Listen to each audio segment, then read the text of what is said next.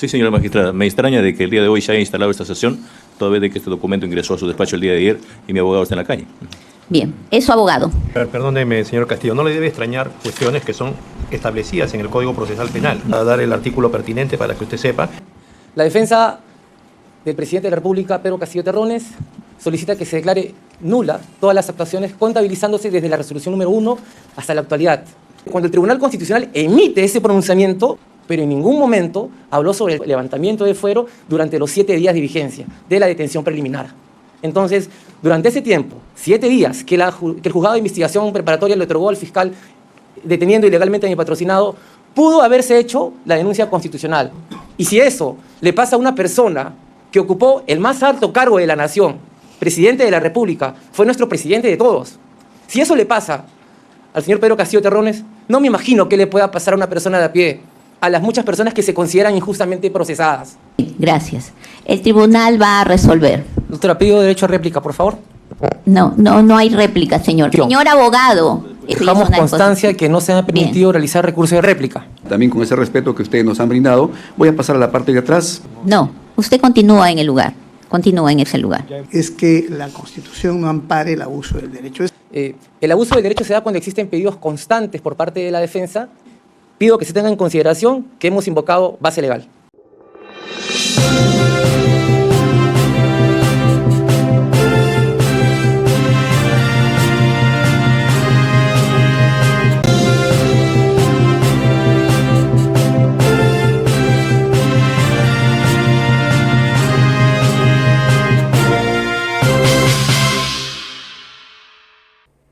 Bienvenidos a la información. Tribunal sin salida.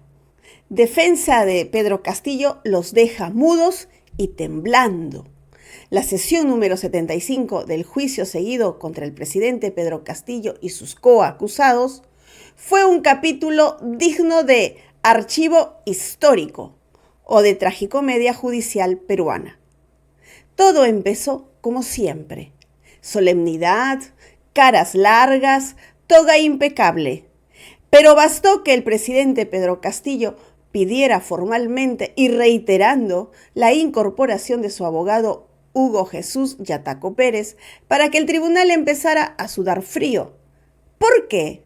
Simple. Cuando llega alguien que sí sabe derecho, los guiones preparados comienzan a temblar. Porque aquí no estamos hablando de alguien que se coló por la ventana. No, se pidió permiso, como manda la ley, para que el abogado ingrese a ejercer defensa. ¿Y qué pasó? Resistencia, silencios incómodos y una actitud que solo se puede describir como: déjame ver si te doy permiso para ejercer lo que dice la Constitución. Ni para entrar al Vaticano piden tantos filtros. Pero claro, cuando alguien va a exponer verdades incómodas, mejor hacer tiempo, ¿no? Mientras tanto, el abogado de oficio Johnny Hernández vivió su propio viacrucis procesal. No lo dejaban ni pararse. Pedía moverse, pedía ir al baño, pedía respirar con libertad y nada. Parecía preso en su propio estrado. Sí, así tratan a un abogado. Imagínese cómo sería si llevara uniforme naranja. El mensaje fue clarísimo. Aquí nadie se mueve hasta que digamos nosotros. Y si quieres agua, tráete tu cantinflora judicial. Pero cuando finalmente Yataco entró, ahí se rompió el vidrio de emergencia. El abogado presentó la nulidad absoluta del proceso y los argumentos cayeron como meteoritos.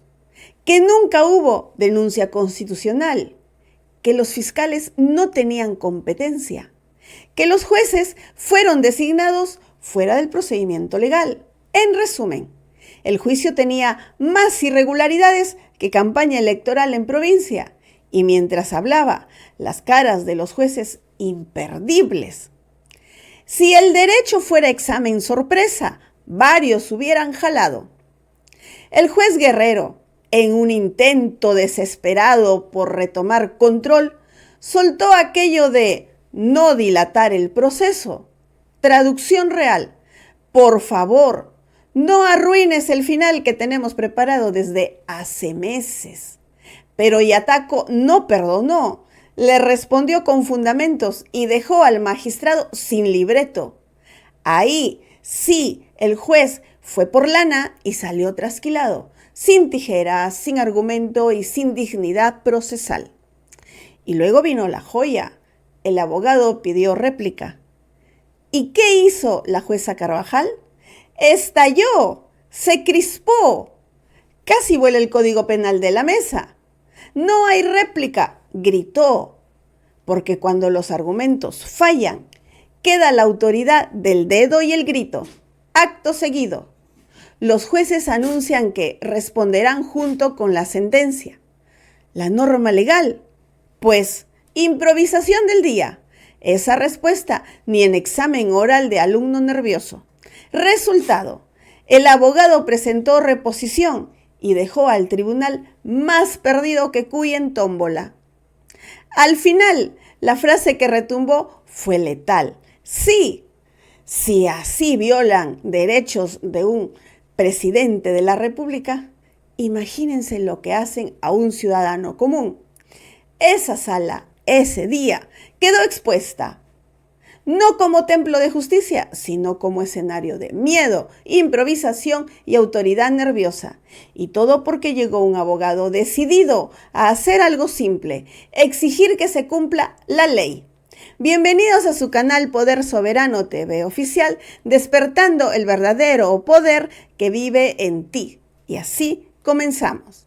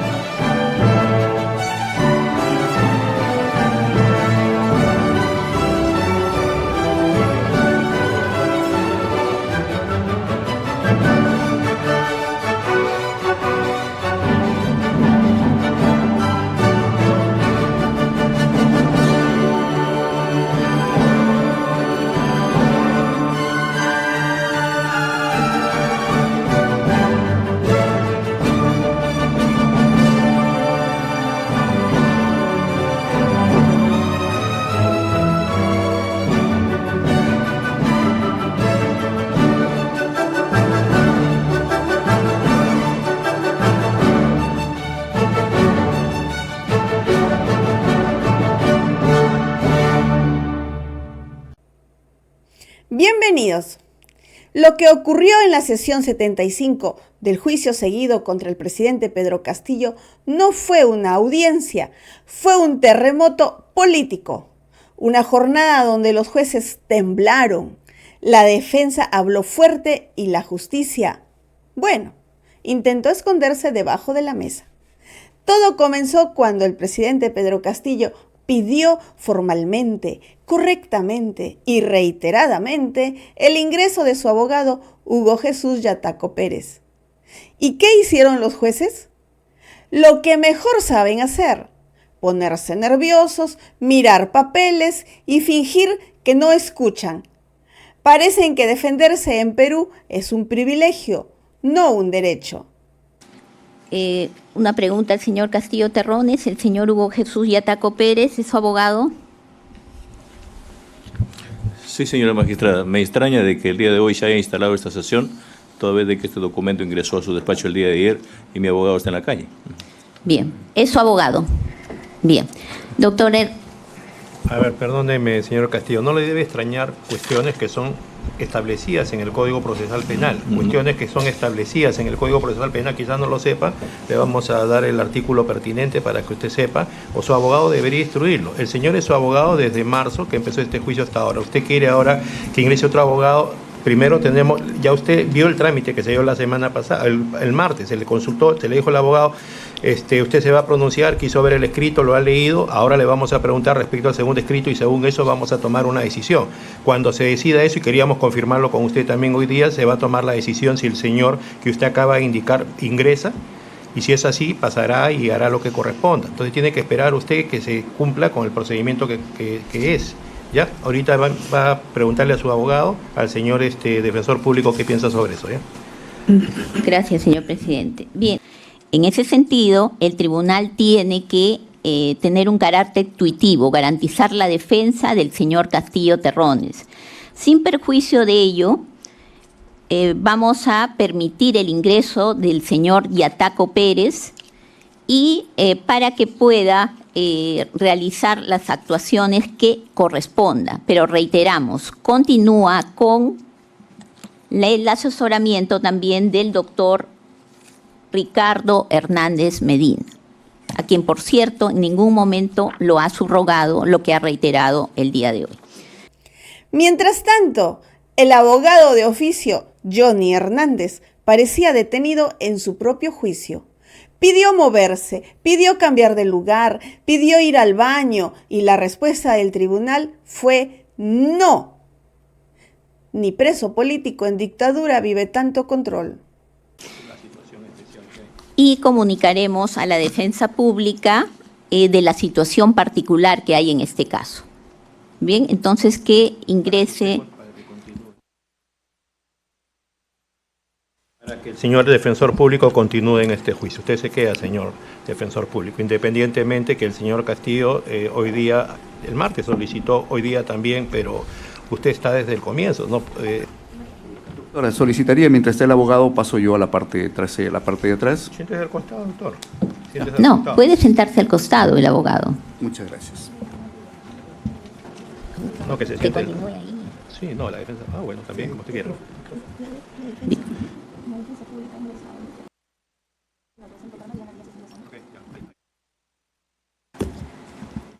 Voy a hacer una pregunta. Señores jueces. Señor presidente, A ver, Un segundito, nada, antes de que Sí. concluya.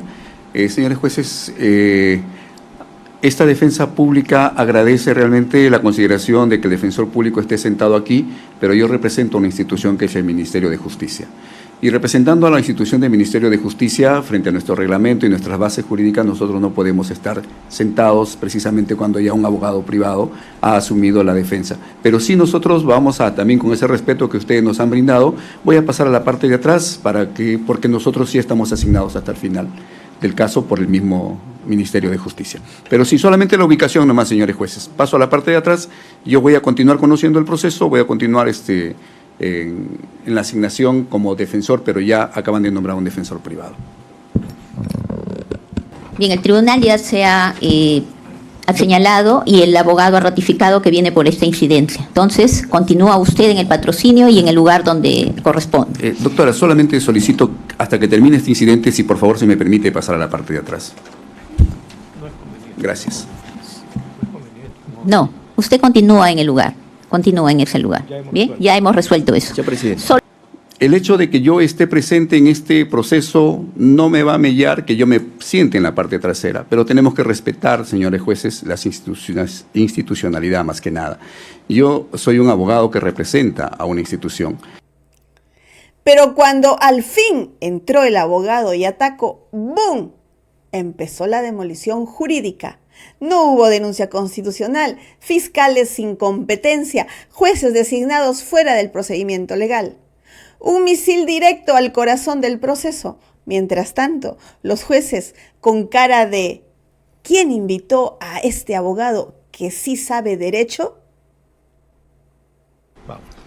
Que pase el señor Hugo Yataco Pérez.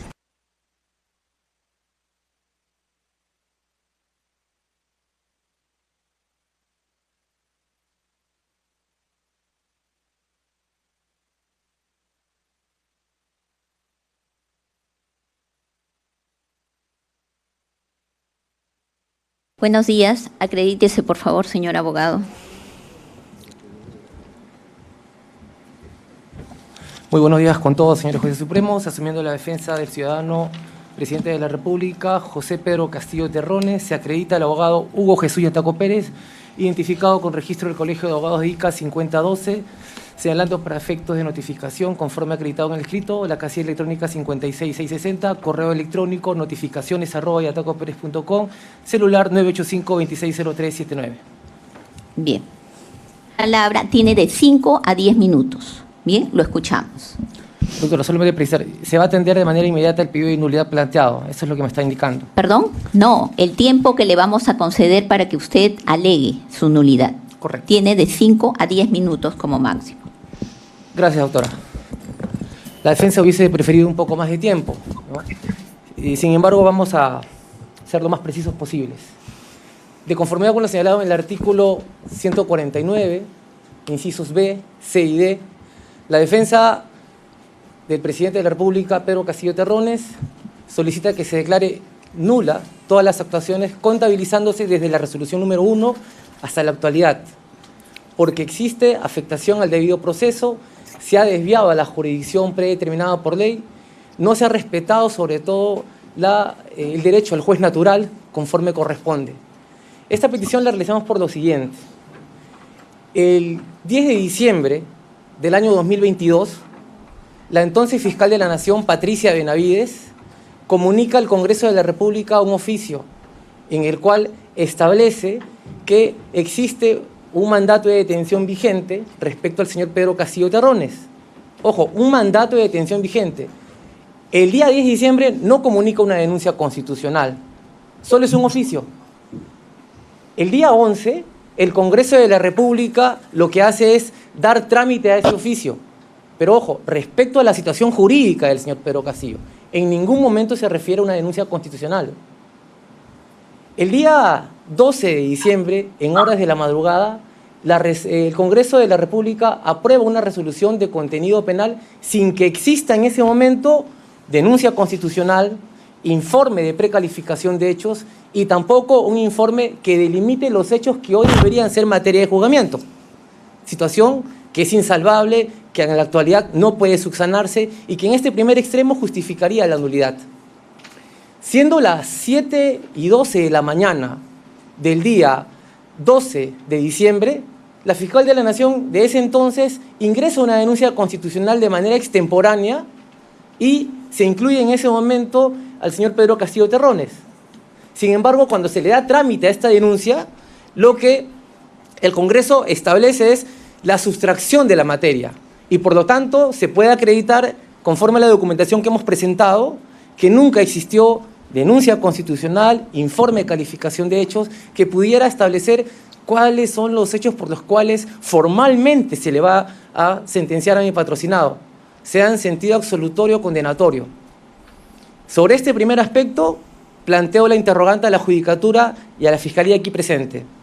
¿Puede haber sentencia condenatoria o incluso absolutoria sin que exista informe de calificación de hechos respecto a un procesado? ¿Puede haber acusación sin que exista informe de calificación de hechos? ¿Puede haber mandato de prisión preventiva sin que exista informe de calificación de hechos? No. Y la respuesta que respalda, o el marco legal que respalda este aspecto, es el artículo 449, inciso 1 del Código Procesal Penal, el cual establece las reglas para ese tipo de procesos de manera clara. No queda a interpretación antojadiza de la defensa, ni de la Fiscalía, y mucho menos de la Judicatura, quien tendría que velar el cumplimiento estricto de este primer supuesto. Probablemente Fiscalía, cuando responda, establezca que el Tribunal Constitucional habría resuelto esta situación y habría indicado que se trataba de una situación anómala. Eso no es de recibo, para esta defensa por lo menos. Y no sería de recibo porque cuando el Tribunal Constitucional emite ese pronunciamiento, lo que hace es establecer un pronunciamiento en relación a la vacancia, pero en ningún momento habló sobre el trámite constitucional, parlamentario, levantamiento de fuero durante los 7 días de vigencia de la detención preliminar. Entonces, durante ese tiempo, 7 días que el juzgado de investigación preparatoria le otorgó al fiscal deteniendo ilegalmente a mi patrocinado, pudo haberse hecho la denuncia constitucional, pudo haberse hecho el informe de precalificación, pudo haberse corrido traslado a mi patrocinado para que pueda ejercer su derecho de defensa. Y al final la Subcomisión de Acusaciones Constitucionales pudo haber emitido un informe estableciendo los hechos. Si no existe ese informe, señores jueces supremos, ¿cuál es la garantía en este momento para que mi patrocinado pueda defenderse? No entendemos cómo es que el juez de investigación preparatoria supremo aprobó la formalización sin antes verificar que no existía un informe de calificación. ¿En qué país? Y si eso le pasa a una persona que ocupó el más alto cargo de la nación, presidente de la República, fue nuestro presidente de todos. Si eso le pasa al señor Pedro Castillo Terrones, no me imagino qué le pueda pasar a una persona de a pie, a las muchas personas que se consideran injustamente procesadas. Respetemos las reglas, por lo menos en ese extremo, y podamos establecer de que en el Perú las reglas están para respetarse porque, reitero, esto no es una interpretación antojadiza de la defensa. Está expresamente regulado en el 450, inciso 1. Primer punto de la nulidad. Segundo, el artículo 450, inciso 2, establece cómo tiene que conformarse el fuero. ¿Ya? Y esto es que efectivamente, de manera estricta, tienen que insistir o asistir en esta audiencia solo jueces supremos y fiscales supremos. Y de manera visible, y esta es la primera prueba irrefutable, y con el debido respeto a los señores fiscales aquí presentes. Yo no entiendo, ¿ya?, qué hace presente acá el señor fiscal provincial. No hay mandato legal expreso para que él pueda estar acá. No pudiera actuar siquiera como interconsulto. No hay base legal, y eso pido que la sala lo pueda corregir aceptando la nulidad. No podría estar. El señor fiscal adjunto supremo, que ha participado durante la mayor cantidad de audiencias, tampoco tiene la condición de fiscal supremo. Probablemente nos diga de que la ley orgánica establece de que el fiscal supremo pueda participar porque asiste o es asistido por un fiscal adjunto. Esa es la respuesta más saludable y lo va a hacer en atención al artículo 63 de la ley orgánica. Pero, ¿en qué contexto se desarrolló la ley orgánica? La ley orgánica se desarrolló en los años 80, decreto legislativo 052.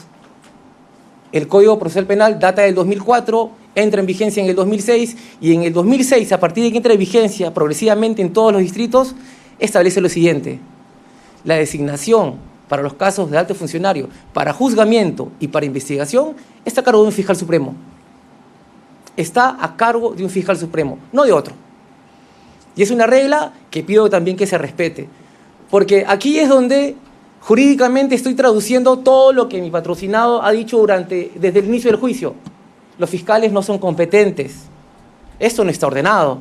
El juicio es ilegal. Y la ilegalidad comienza desde el momento en que no se respetan los hechos, no se establece adecuadamente estos y se permite la participación de fiscales que no son llamados por ley. Ello, precisamente, reitero, está regulado estrictamente en el artículo 450, inciso 2 del Código Procesal Penal. Tampoco es un invento de la defensa ni una interpretación antojadiza. Probablemente se quiera aquí establecer de que el fiscal de la Nación es la máxima autoridad. Sí, pero por encima del fiscal de la Nación está la ley. Y el propio Código, en el artículo 43, también establece que en lo no regulado por el Código, recién se recurre a la ley orgánica. ¿Por qué vamos a ir a la ley orgánica si existe una regulación expresa en el artículo 450, inciso 2?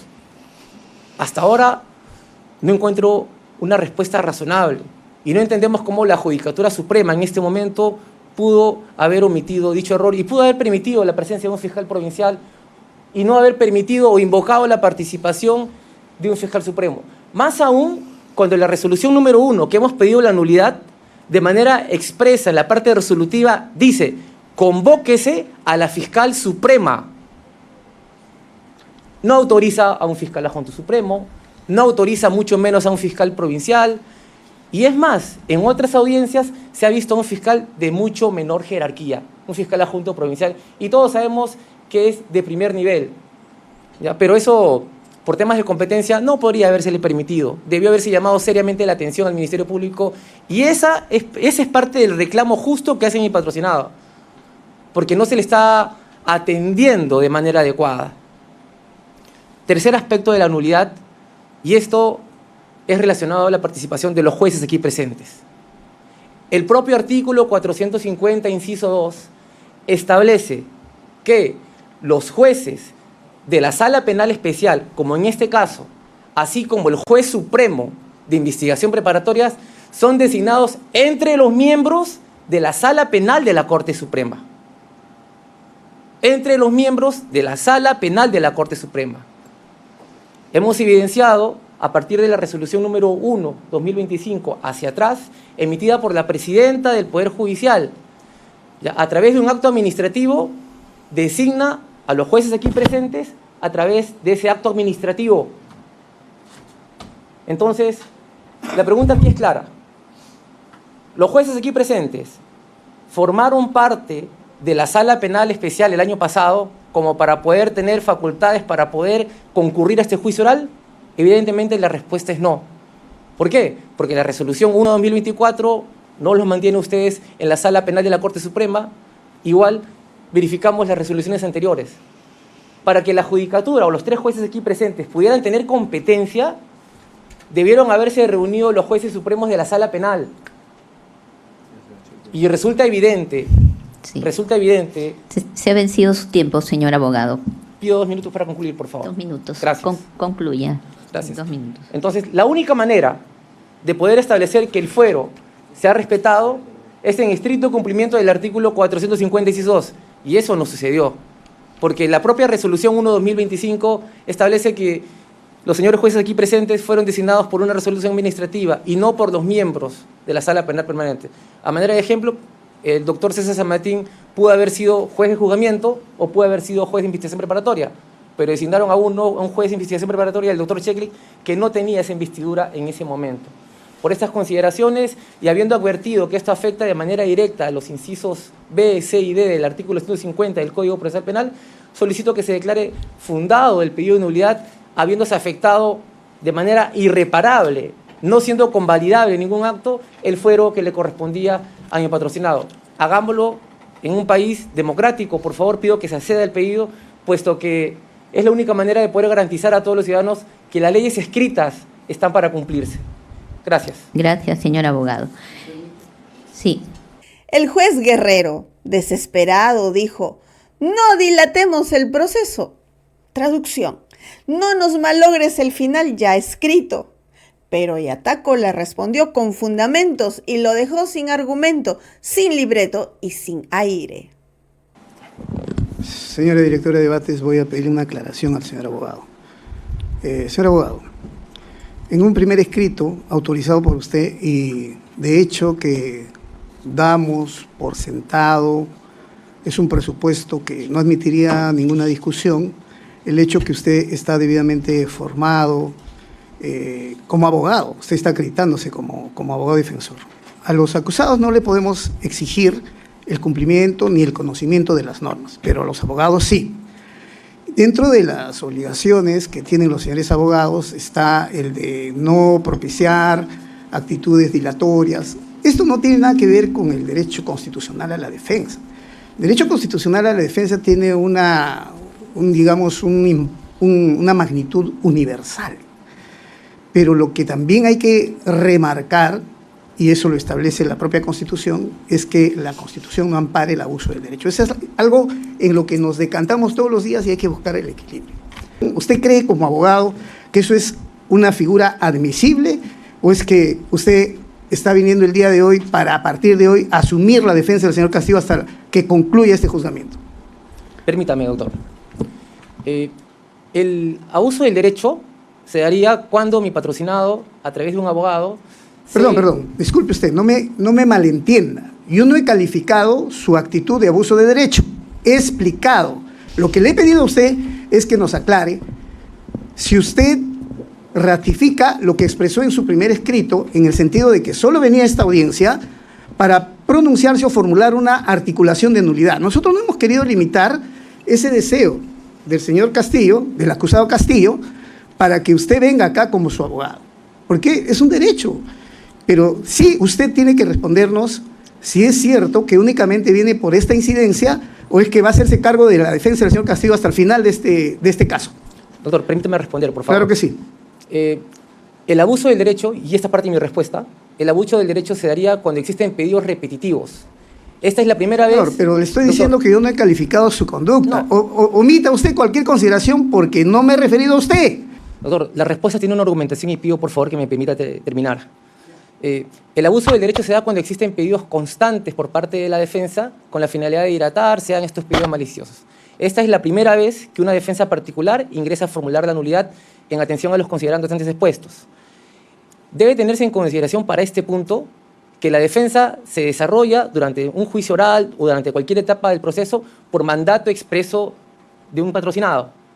Si el patrocinado dice, abogado, quiero que me defienda durante esta incidencia porque considero que los pedidos que he formulado, de hecho, no han sido atendidos ni incluso de oficio por parte de la Judicatura, lo nombro para esta incidencia. Y eso es lo que está haciendo esta defensa. Y pido que se tenga en consideración que hemos invocado base legal. Muchas gracias por su aclaración. Es todo, señora directora de debates. Luego el abogado pidió réplica y la jueza Carvajal explotó. Se crispó, se alteró y dijo, no hay réplica. Y claro, cuando la justicia no quiere escuchar, es porque teme lo que va a escuchar. Gracias. El tribunal va a resolver. Doctora, pido derecho a réplica, por favor. No hay réplica, señor. Cada uno ha tenido su oportunidad y se señaló al tribunal. Bien, vamos Doctora, a resolver. perdón. Hacemos un receso. Sí, doctora, disculpe, pero en ese caso, al ser una decisión de la Judicatura, se interpongo en reposición porque quiero contradecir lo señalado por Fiscalía. Señor, hemos señalado que ya hay un receso para resolver. Doctora, se interpuso recurso de reposición. Señor abogado, estamos disponiendo. Le recordamos sus obligaciones disciplinarias. Doctora, tuvimos una incidencia similar el día de ayer. con el Señor doctor San abogado, Martín. por favor, el tribunal va a resolver. Creo que usted ha entendido lo que ha dispuesto. Dejamos y es una constancia disposición. que no se ha permitido realizar recurso de reposición. Perdón, de réplica. En la resolución, los jueces dijeron que responderán junto con la sentencia. El abogado pidió la norma legal y ¿qué respondieron? Un artículo cualquiera, sin sustento, sin convicción, uniéndose al proverbio judicial peruano. Si no sabes qué decir, dilo rápido y con voz seria. El abogado pidió reposición. Los integrantes de la Sala Penal Especial resuelven, 1, se tengan presentes los argumentos planteados en lo que fuera de ley y el órgano jurisdiccional resolverá lo que corresponda conjuntamente con la sentencia. 2, se notifique la presente. Firmados, señores Neira Flores, Guerrero López y Carvajal Chávez. Se consulta a la defensa. Primero un pedido de aclaración de la resolución emitida, y esto es para que nos indique cuál sería la base legal que establecería que el pedido tendría que ser resuelto. Bueno. Termino, doctora, por favor. Que el pedido de nulidad tendría que ser resuelto conjuntamente con la sentencia, cuando el código de manera expresa establece que las incidencias se resuelven en la misma audiencia. Por eso, ¿va a plantear algún recurso? Doctora, primero la aclaración. A ver. Señor abogado, ya se han citado los artículos del Código Procesal Penal, no los ha atendido, se los vamos a repetir. Ya, repítale por favor al señor abogado para que tome conocimiento de ese considerando. ¿Ya? El segundo considerando dice, si bien el numeral 1 del artículo 362 del Código Procesal Penal prevé que respecto de los incidentes en la audiencia de juicio oral serán tratados en un solo acto y se resolverán inmediatamente, no obstante, también el numeral 1 del artículo 363 del Código Procesal Penal contempla que es potestad del órgano jurisdiccional la dirección del juicio, ordenando los actos necesarios para su desarrollo. Asimismo, está facultado para impedir que las alegaciones se desvíen hacia aspectos impertinentes o inadmisibles, sin coactar el derecho, el razonable ejercicio de la acusación y la defensa.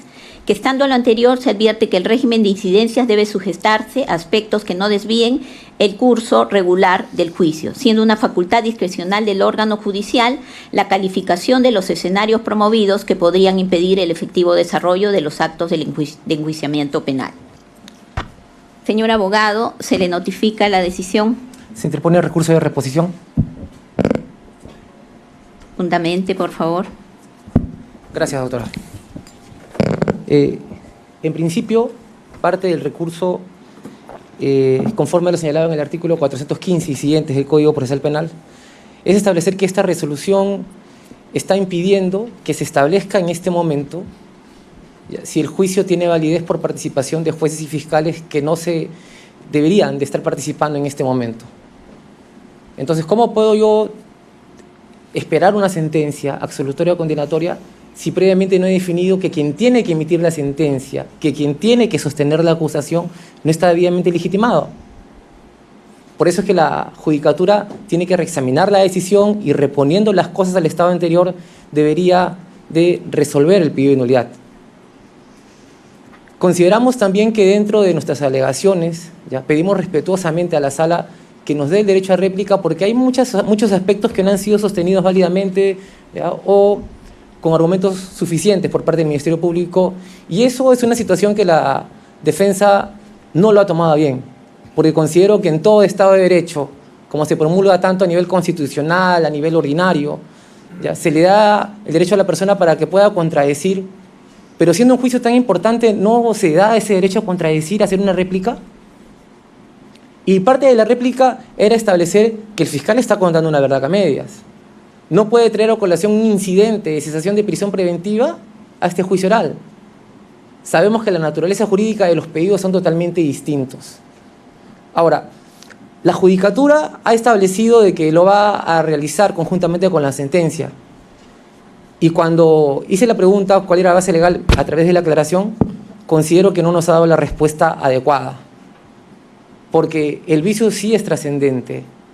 No se puede emitir una sentencia por parte de un órgano colegiado que a todas luces del artículo 450 no estaba legitimado para poder conducir este proceso. Y si no está legitimado, ¿cómo podría en este momento decirme, espérame hasta que emita el resultado final? Eso consideramos que es incongruente. Y más incongruente aún todavía, cuando revisamos los antecedentes de este juicio oral, es que en un pedido anterior, respecto a la desvinculación procesal que hizo el colegiado, el Ministerio Público señaló de que respecto a esa incidencia de desvinculación procesal lo iba a consultar a su superior, porque evidentemente no tiene facultades para hacerlo. Entonces, siendo esto un vicio trascendente que ataca a un fiscal supremo, ¿cómo es que el fiscal adjunto supremo aquí presente, en compañía de un fiscal provincial, pueden tomar una decisión respecto a la contradicción al pedido formulado por la defensa, cuando evidentemente tampoco tienen facultades? ¿Cómo el colegiado puede reservarse el derecho a emitir pronunciamiento respecto a la nulidad si antes siquiera ha analizado si existió un informe de calificación de hechos? Entonces, vuelvo a hacer otra pregunta. ¿Cómo puedo sostener la conducción de un juicio oral, reservarme el pronunciamiento hasta la emisión de la sentencia, si dentro de los actuados no existe ningún informe de calificación de hechos? ¿Acaso no es regla general que debe respetarse el principio de inmutabilidad del hecho? Pre y posgrado está correctamente establecido de hecho. Eso. Entonces, ¿sobre qué hechos va a analizar la sala? ¿Sobre qué hechos va a establecer si efectivamente el pedido era razonable o no? Consideramos que habiendo afectación al principio de inmutabilidad del hecho, al no tener competencia para poder continuar con este juicio oral, al no tener competencia el señor fiscal supremo para poder, el fiscal adjunto supremo y su fiscal provincial para poder participar en este juicio, al no existir informe de calificación de hechos, este pedido debe ser declarado fundado, conforme lo señala el artículo 415. Es todo. Gracias. Sobre el particular, este tribunal debe señalar que el artículo 415 señala de que el tribunal que emitió una decisión puede volver a reexaminar la cuestión, atendiendo a los argumentos planteados.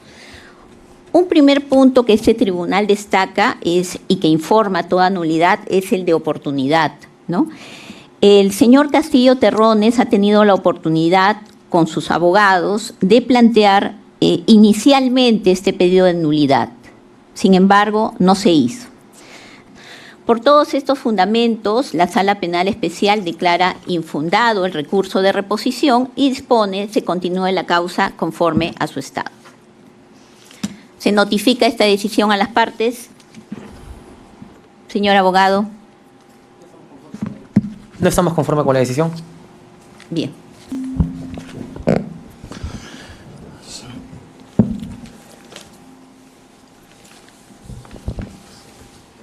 Una vez más, debo hacer público de que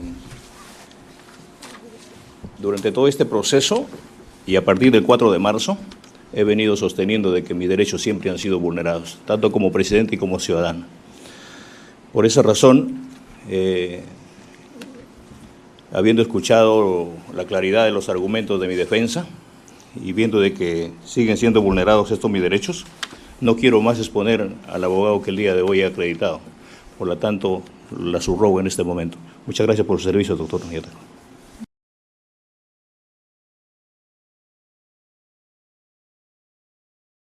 Y si eso le pasa a una persona que ocupó el más alto cargo de la nación, presidente de la República, fue nuestro presidente de todos. Si eso le pasa al señor Pedro Castillo Terrones, no me imagino qué le pueda pasar a una persona de a pie, a las muchas personas que se consideran injustamente procesadas.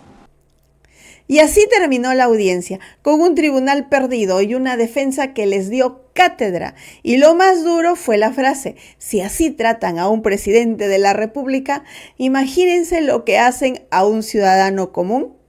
En esa sala, la justicia no juzgó a Pedro Castillo, la justicia fue la juzgada y salió golpeada. Si crees que en el Perú se debe respetar el debido proceso y que la verdad no se calla, se comparte. Dale like, deja tu comentario, comparte este video y suscríbete a Poder Soberano TV Oficial, porque aquí despertamos el verdadero poder que vive en ti. Muchas gracias por su atención. Hasta una próxima edición. Permiso.